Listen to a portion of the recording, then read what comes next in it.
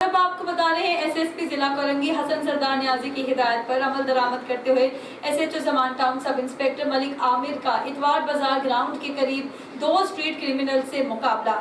एक street criminal जख्मी हालत में गिरफ्तार, जबकि जख्मी स्ट्रीट क्रिमिनल्स का दूसरा साथी पुलिस पार्टी पर फायरिंग करता हुआ फरार हो गया।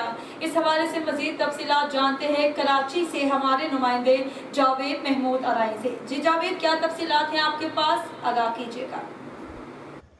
जी बिल्कुल, एसएसपी जिला कोरंगी हसन सरदार नियाजी की हिदायत पर अमल दरामद करते हुए थाना Zaman town SHO sub inspector Malik Aamir street criminal के खिलाफ मुतहर्रिक हो गए। जमान टाउन पुलिस का इतवार बाजार ग्राउंड के करीब मुबीना मुकाबला।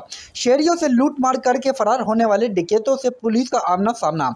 डिकैतों ने फरार होने के लिए पुलिस पार्टी पर अंधाधुंध फायरिंग शुरू कर दी थी। पुलिस की जवाबी फायरिंग से एक डिकैत रेहान जख्मी हालत में गिरफ्तार हो गया। मुलजिम का साथी पुलिस पार्टी पर फायरिंग करते हुए फरार हो गया। जख्मी मुलजिम के कब्जे से टीटी पिस्तौल और छीने हुए मोबाइल फ़ोन और दीगर सामान बरामद किया है। मुकाबले की जगह मौजूद अवाम ने पुलिस को बहादुरी से मुकाबला करता देखकर खुशी की लहर दौड़ गई। अवाम ने सिंध पुलिस जिंदाबाद के नारे भी लगाए। जख्मी मुलजिम को तिब्बी इमदाद के लिए अस्पताल मुंतकिल कर दिया गया है। मुलजिम के इलाज मुआलिज के बाद थाने मुंतकिल करके कानूनी कार्रवाई का आगाज़ किया जाएगा। जी।